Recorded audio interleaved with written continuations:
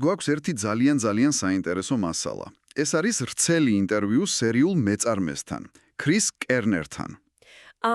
გვერდითი ბიზნესების მეფეს რო ეძახიან? კი, ხუმრობით ზუსტად მაგას ეძახიან.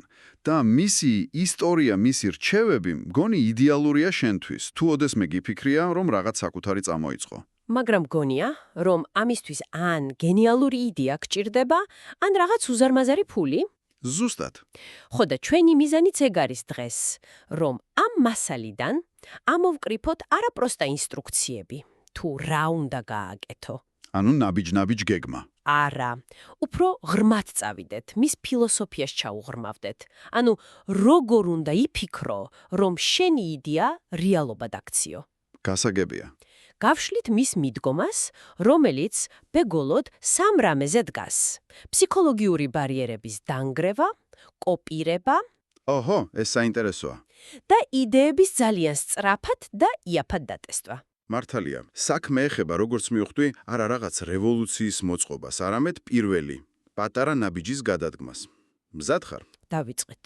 ვნახოთ, რა პრაქტიკული სტრატეგიების სწავლა შეგვიძლია ადამიანისგან, რომელმაც 80-ზე მეტი ბიზნესი დაიწყო, ხშირად სხვათა შორის მინიმალური ბიუჯეტით. მოდი დავიწყოთ იმით, რაც ჩემი აზრით ყველაზე მეტად აბრყოლებს ხალხს. შიში. კი, და ეს არც ფულია და არც იდეის არ ქონა. ეს არის შიში. კონკრეტულად კი იმის შიში, თუ რას იტყვიან სხვები. აბსოლუტურად. კერნერი ამბობს, რომ უამრავი ადამიანი პროსტა არაფერს აკეთებს, იმიტომ რომ ეშინია, რას დაუწერს კომენტარებში ყოფილი კლასელი Facebook-ზე. ხო, ეს ფსიქოლოგიური ბარიერი არის ფუნდამენტური. ანუ სანამ ამას არ გადალახავ დანარჩენ ტაქტიკას, ბიზნეს მოდელებს, მარკეტინგს. აზრი არა აქვს უბრალოდ. შეიძლება მსოფლიოში საუკეთესო გეგმა გედოს, მაგრამ თუ მოქმედების გეშინია, ის დარჩება ფურცელზე. და ის ამბობს, რომ გარდამტეხი მომენტი მაშინ დგება. როცა შენი არსებული პრობლემის ტკივილი, თქვათ, უსახსრობა ან საზიზღარი სამსახური. უფრო მწვავე ხდება, ვიდრე სხვისი აზრის შიში. საინტერესოა, რომ მისთვის ეს ბარიერი ბავშვობაში მოიხსნა. პირველი ბიზნესი 9 წლის ასაკში დაუწყია. კი, ველოსიპედი რო უნდოდა. ხო, ძალიან უნდოდა ველოსიპედი, მშობლებს კი ფული არ ჰქონდათ. გოლფის მოედნის გვერდით ცხოვრობდა და შეამჩნია, რომ ბურთები იკარგებოდა. და დაიწყო ამ ბურთების შეგროვება. აგროვებდა, სახში რეცხავდა და მერე გზის პირას ყიდდა. ამან ასწავლა არა მარტო ფულის შოვნა. არამედ რაღაც ბევრად მნიშვნელოვანი. ზუსტად. დიახ, ამან ასწავლა, რომ ბიზნესი არ არის რაღაც მისტიკური სამყარო. ხალხსტუხიანი ხალხისთვის. კი, ბიზნესი უბრალოდ პრობლემის გადაჭრაა. გოლფის მოთამაშეებს ბურთების პრობლემა ჰქონდათ, მას ველოსიპედის არ ქონის. მან ეს ორი პრობლემა დააკავშირა. აქედან მოდის მისი მთავარი პრინციპიც. მოქმედების კუნთი, ხო? ის ამბობს, რომ იდეის გაჩენასა და მის განხორციელებას შორის დრო მაქსიმალურად უნდა შეამცირო. ანუ, ნაკლები ფიქრი, მეტი კეთება. რაც უფრო ხშირად აკეთება ამას, თუნდაც მიკრომასშტაბით, მით უფრო ძლიერდება ეს კუნთი და სხვისი აზრის შიში სულ უფრო უნიშნელო ხდება. კარგი. დაუშვათ ეს ფსიქოლოგიური ბარიერი გადავლახეთ. გავბედეთ. მაგრამ აქ მეორე, უზარმაზარი კედელი ჩდება. მე არ მაქვს გენიალური იდეა. კი. მე არ მაქვს ორიგინალური იდეა. და სწორედ აქ ხდება კერნერის მიდგომა ბევრისთვის. რაღაცნაირად კონტრაინტუიტიური. ცოტა შოკის მომგვრელიც კი. სიმართლე გითხრა, როცა პირველად წავიკითხე, ცოტა ცინიკურადაც კი გამეღიმა. მისი მთავარი სტრატეგია ინოვაცია კი არა, კოპირება.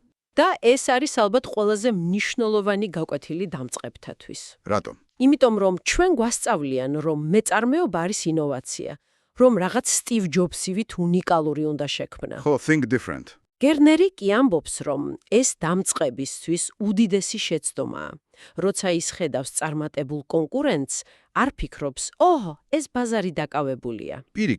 პირიქით ფიქრობს, შესანიშნავია, ვიღაცამ უკვე დახარჯა $1000 და 100 საათი იმის დასამტკიცებლად, რომ ეს იდეა მუშაობს, მან ჩემმაგივრად გასწია რისკი. მოიცა, მაგრამ აქ ხომ ჩნდება კითხვა, სად გადის ზღვარი ბაზრის ჭკვიანურ კვლევასა და პროსტა ქურდობას შორის. ძალიან კარგი კითხვა. თუ უბრალოდ ვიღაცის იდეას აკოპირებ, როგორ შეიძლება ოდესმე მასზე უკეთესი გახდე? აი, აქ არის ნიუანსი. ის არ ამბობს, რომ სხვისი ლოგო და სახელი უნდა მოიპარო. გასაგებია. ის გულისხმობს ბიზნეს მოდელის, საფასო პოლიტიკის და მომხმარებლის მოზიდვის სტრატეგიის კოპირებას. აჰა. ეს იგივეა, რაც საჭმლის მომზადებისას ჯერ გამოცდილი მზარეულის რეცეპტს მიყვეს ზედმიწევნით. სანამ ექსპერიმენტებს დაიწყებ. კი, ჯერ უნდა გაიგო, რატომ მუშაობს ეს რეცეპტი. ამის საუკეთესო მაგალითი მისი iPhone-ის ეკრანების აღდგენის ბიზნესია. კი, ეგ ისტორია შთამბეჭდავია. დაურეკა კონკურენტმა და შესთავაზა, რომ მისგან გატეხილ ეკრანებს იყიდდა. უმეტესობა რას იზამდა? მიყიდდა და კმაყოფილი დარჩებოდა. ზუსტად, მაგრამ კერნერის ტვინი სხვანაირად მუშაობს. მან იფიქრა, რატომ უნდა ამ ტიპს გატეხილი ეკრანების ყიდვა? ესე იგი, ამაში ფული დევს. და არ მიყიდა. არ მიყიდა. გამოუყითხა, რას უშვებოდნენ. აღმოჩნდა, რომ ჩინეთში აგზავნიდნენ, იქ მინას უცვლიდნენ და განახლებულ ეკრანებს ყიდნენ. და კერნერმა თქვა: მეც ამ ბიზნესში უნდა ვიყო. და თავად გახდა მისი კონკურენტი. მან დააკოპირა მოდელი, რომელიც მის თვალწინ გაიშალა. და შედეგი. პირველ წელს $2 მილიონი შემოსავალი ჰქონდა. ბოლოს კი ეს ბიზნესი გაყიდა. მაგრამ ვიღაც იტყვის, უბრალოდ გაუმართლა, რომ კონკურენტმა თავად დაურეკა. რა უნდა ქნას იმან, ვისაც ასეთი ზარი არ შემოზდის? ეს არ არის სიღბალი, ეს არის მომზადებული გონება. ის სულ ეძებს შესაძლებლობებს. ჩვენთვის კი პრაქტიკული ინსტრუმენტები არსებობს.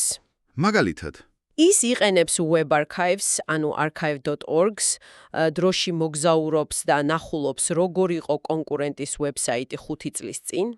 რა ფასები ქონდა, რა პროდუქტები? კი, როგორ შეიცვალა მისი მესიჯი, ეს გაძლევს საშუალებას ისწავლო მის შეცდომებზე, ასევე იყენებს SimilarWebs.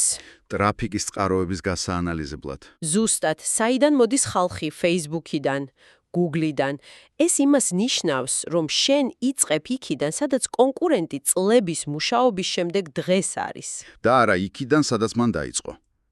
კარგი, ეს გასაგებია. დაუშვოთ მოვიფიქრეთ იდეა, ან ვიპოვეთ უკვე არსებული მოდელი. შემდეგი ნაბიჯი როგორც წესი არის.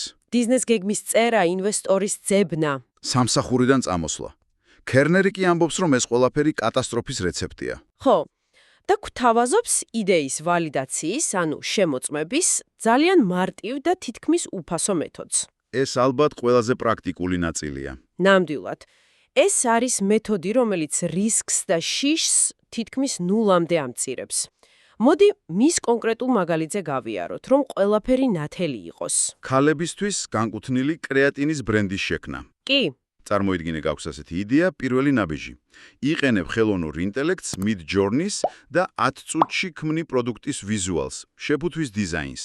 ვთქვათ ორ ვერსიას, ფქვნილს და საღეჭ რეზინს. ხაზ უსვა, პროდუქტი ფიზიკურად არ არსებობს, მხოლოდ ფოტო გაქვს. შემდეგი ნაბიჯი. ამ ფოტოებს დებ Facebook Marketplace-ზე თითქოს ყიდი. მიზანი გაყიდვა არაა. ხო, არა, მიზანი მონაცემების შეგროვებაა. შენ არ არღვევ კანონს, რადგან თუ ვიმე მოგწერს, უბრალოდ უპასუხებ, რომ პროდუქტი დროებით გათავდა. გასაგებია. მესამე ნაბიჯი. ქმნი უბრალო Google Sheets და იწერ შედეგებს. რამდენმა ნახა, რამდენმა დააკლიკა, რამდენმა მოგწერა. ერთ კვირაში შენ გეკლება მონაცემები, რომელიც გეტყვის, რომელ ფორმას, ფხვნილს თუ საღეჭ რეზინს ჰქონდა მეტი გამოხმაურება. ეს არის ბაზრის კვლევა, რომელიც $0 დაგიჯდა. და მეოთხე ნაბიჯი, პარალელურად, ეძებ თემატურ Facebook ჯგუფებს. დედები, რომლებიც ვარჯიშობენ. მაგალითად კი, და კითხულობ, რას ფიქრობს შენი სამიზნე აუდიტორია, რა აწუხებთ, რა კითხვები აქვთ, ესეც უფასო ინფორმაციაა. და მხოლოდ ამის მერე. მხოლოდ ამ მონაცემების მიღების შემდეგ, როცა ხედავ, რომ რეალური ინტერესი არსებობს, მხოლოდ მაშინ გადადიხარ შემდეგ ეტაპზე. პროდუქტის ნიმუშების დამზადებაზე ან მცირე რეკლამაზე. ამ მიდგომით შენ ფულს და დროს ხარჯავ, მხოლოდ მაშინ, როცა ბაზარმა უკვე გითხრა, კი ეს მინდა. ამას ქვია პროდუქტისა და ბაზრის შესაბამისობა, ანუ product market fit. კი, და მოდი მარტივი ანალოგია მოვიყვანოთ, ბიზნესის დაწყება ჰგავს უზარმაზარი ლოდის აღმართზე თრევას. ოპლიანდები, იბრძვი. ხო, მთელ ენერგიას ხარჯავ. ეს ის მდგომარეობა, როცა შენ ცდილობ ბაზარი დაარწმუნო, რომ შენი პროდუქტი სჭირდება. და product market fit არის. ის მომენტი, როცა ამ ლოდს აღმართის წვერზე აიტან. უცებ ის თავისით იწყებს დაგორებას და შენი საქმე ბიძგი კი აღარაა. არამედ მისი მართვა და არ ჩამორჩენა. ზუსტად, კერნერის ტესტირების მეთოდი სწორად ამ აღმართის წვერის პოვნას ემსახურება მინიმალური დანახარჯით. კარგი, მოდი კიდე უფრო დავაკონკრეტოთ. ვისაუბროთ იმ იდეებზე, რომლებსაც კერნერი სხვადასხვა ბიუჯეტისთვის გვთავაზობს. კი ბატონო. დავიწყოთ $500. ბევრს გონია, რომ ამ ფულით ბიზნეს ვერ დაიწყებ. კერნერი ამტკიცებს, რომ სავსებით შესაძლებელია, თუ სერვისის ბიზნესზე გააკეთებ აქცენტს. მისი იდეა $500 არის AI-ის დანერგვის სერვისი მცირე ბიზნესებისთვის. რატომ მაინც და მაინც ეგ? სტატისტიკა ასეთია. მცირე ბიზნესების 77%-მა იცის, რომ ხელოვნური ინტელექტი სჭირდებათ, მაგრამ მხოლოდ 5% იყენებს მას. უზარმაზარი ცოდნის ნაკლებობა. მოიცა, $500 AI ექსპერტი როგორ უნდა გავხდი? ეს ხო არ ნიშნავს, რომ პროგრამისტი უნდა ვიყო? სულაც არა. და ეს არის მთავარი. შენ ხარ არა ტექნოლოგიის შემქმნელი, არამედ დამნერგავი. აჰა. არსებობს უამრავი მზა პლატფორმა, ManyChat, Tidio, რომლებსაც აქვთ AI მოდულები. შენი საქმეა ისწავლო, როგორ დაეხმარო, ვთქვათ, ადგილობრივ სტომატოლოგიურ კლინიკას. რომ დანერგოს AI chatbot-ი. კი, რომელიც კლიენტის შეკითხვებს უპასუხებს 24 საათზე. შენი $500-დან 100 დახარჯავ ონლაინ კურსზე, 150 მარტივ ვებსაიტზე და 250 Facebook-ის რეკლამაში. რომელიც მხოლოდ ჩემს ქალაქში მომუშავე სტომატოლოგებს მიწვდება. ზუსტად, შენ ყიდი არა ტექნოლოგიას, არამედ დროს და სიმშვიდეს, ბიზნესის მფლობელს. გასაგებია. შემდეგი $1000. იდეა ადგილობრივი email გზავნილების, ანუ newsletter-ის შექმნა, მაგრამ 1000 გამომწერით ფულს როგორ იშოვი? ეს მოდელი იმიტომ არის მიმზიდველი, რომ შენ ქმნი აქტივს, აუდიტორიას. ანუ მთელ $1000 რეკლამაში ვხარჯავ?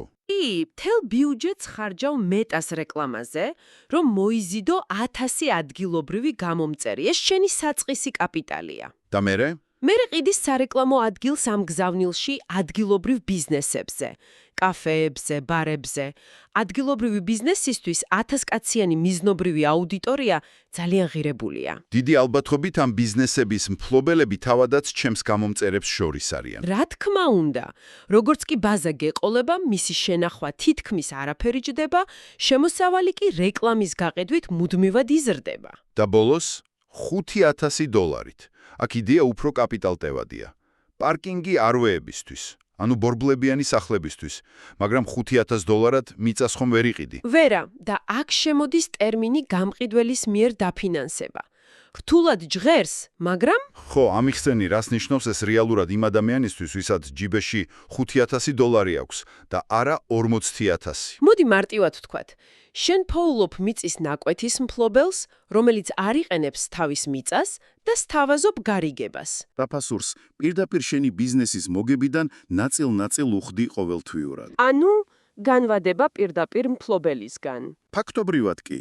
და შენი $5000 მიდის არა მიწის საყიდლად, არამედ იურიდიული დოკუმენტების მოსაწესრიგებლად, ადგილის მინიმალურად მოსაწყობად და პირველი ადგილების მარკეტინგისთვის. ესე იგი, უძრავი ქონების ბიზნესს აქცევ ფულადი ნაკადების ბიზნესად. რომელიც მცირე კაპიტალით შეგიძლია დაიწყო. ამ იდეების განხილვისას ერთი მნიშვნელოვანი დეტალი მახსენდება, რომელიც კერნერმა პარტნიორობაზე ახსენა. აჰა, 50-50-ზე გაყოფის თემა. ხო, ბევრი დამწყები ფიქრობს, რომ მარტო დაწყება საშიშია და აუცილებლად ჭირდება პარტნიორი. კერნერი კი კატეგორიულად გვირჩევს თავი ავარიდოთ წილების 50-50-ზე გაყოფას. რატომ? იმიტომ რომ სტატისტიკურად ეს თითქმის არასდროს ამართლებს. მარტო დაფუძნებულ კომპანიებს გადარჩენის ბევრად მაღალი შანსი აქვთ. მაგრამ რატომ? რა ლოგიკაა? დაფიქრდი.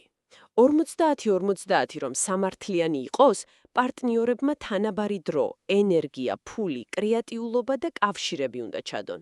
ბიზნესის მთელი ცხოვრების განმავლობაში. კი, რაც თითქმის შეუძლებელია. ცხოვრება იცვლება, პრიორიტეტები იცვლება, ერთ დღეს ერთს ოჯახური პრობლემა ექნება, მეორეს ჯანმრთელობის და ბალანსი ირღვევა. ბალანსი ირღვევა და იწყება კონფლიქტი, რომელიც ბიზნესს კლავს. ანუ მისი რჩევაა, რომ ყოველთვის მარტო უნდა დაიწყო. არა, ზუსტად, მისი რჩევაა, ჯერ მარტომ დაიწყე, გაიცანი საკუთარი თავი როგორც ბიზნესმენი. მივხვდი რა გიჭირს და რა გამოგდის. კი, გაიგე რა არის შენი ძლიერი და სუსტი მხარეები რეალურ საბრძოლო პირობებში. იქნებ გენიალური ხარ პროდუქტის შექმნაში, მაგრამ საშინელი გაყიდვებში. და ხოლოდ ამის შემდეგ. ხოლოდ ამის შემდეგ, როცა შენს ნაპრალებს დაინახავ, ეძებე პარტნიორი, რომელიც კონკრეტულად ამ ნაპრალებს შეავსებს და არა უბრალოდ შენნაირია და შენი მეგობარია. და მაშინაც კი. არა 50-50-ზე. რა თქმა უნდა, წილების გადანაწილება უნდა მოხდეს რეალური წვლილის მიხედვით. მაშასე, შევაჯამოთ. რა არის მთავარი დასკვნა ამ ყველაფრიდან? ჩემთვის მთავარი აზრი, რომელიც გამომყვა, არის ის, რომ მეწარმეობა არ არის რაღაც თანდაყოლილი ნიჭი. არა, ნამდვილად არა. ეს არის უნარი, რომელიც კუნთივით ვარჯიშდება. პატარა თანმიმდევრული მოქმედებებით. და არაწლობით ფიქრით და დაგედმვით. აბსოლუტურად. მთავარია სამი რამ. პირველი, გადალახო სხვისი აზრის შიში, რადგან ეს ყველაზე დიდი მტერია. მეორე, ეგოს დავიწყება და კოპირება. კი, დააკოპირო ის, რაც უკვე მუშაობს, რომ შეამცირო რისკი და ისწავლო სხვის შეცდომებზე. და მესამე, იდეებს დატესტო სწრაფად და იაფად. რომ ტყუილად არ დახარჯო დრო და ფული იმაზე, რაც არავის სჭირდება. ზუსტად. და აქვე ჩნდება საბოლოო, ყველაზე მნიშვნელოვანი კითხვა, რომელიც საკუთარ თავს უნდა დაუსვა. არის თუ არა ეს გზა ნამდვილად შენთვის? კი. კერნერი ხაზს უსვამს, რომ ბევრს მოსწონს მეწარმეობის იდეა, თავისუფლება, ფული, სტატუსი, და არა მისი რეალობა. რომელიც სავსეა ყოველდღიური სტრესით, გაურკვევლობით და დაუღალავი შრომით. სწორედ ამიტომ არის მისი მიდგომა ასეთი ღირებული. ის არ გეუბნება, დღესვე წამოდი სამსახურიდან, ის გთავაზობს პატარა მართვად ექსპერიმენტებს. კი, რომ შეამოწმო არა იმდენად შენი იდეა, რამდენადაც შენი საკუთარი რეაქცია ამ პროცესზე. მოგწონს კი ეს? ენერგიას გაძლევს თუ გფიტავს? და თუ აღმოაჩენ, რომ შენი არ არის, არაფერს კარგავ. თუ აღმოაჩენ, რომ ეს გაცოცხლებს, მაშინ უკვე შეგიძლია შემდეგ უფრო დიდ ნაბიჯზე იფიქრო. და ბოლოს, ერთი აზრი, რომელზეც დაფიქრება ღირს. კერნერი ამბობს, რომ მისი სუპერძალა გრძელვადიანი პერსპექტივაა. ის არ ფიქრობს მხოლოდ შემდეგ თვეზე ან წელზე. 10 წლეულებით ფიქრობს. ამის გათვალისწინებით დაფიქრდი, რომ იცოდე, შენ მიერ დღეს დაწყებულ ერთ პატარა, ერთი შეხედვით უმნიშვნელო და არასექსუალურ ექსპერიმენტს შეუძლია ძირეულად შეცვალო შენი ოჯახის ფინანსური მომავალი. არა წელს, არამედ 10 წლის შემდეგ. რომელ ექსპერიმენტს წამოიწყებდი გაბედულად ამ კვირაში?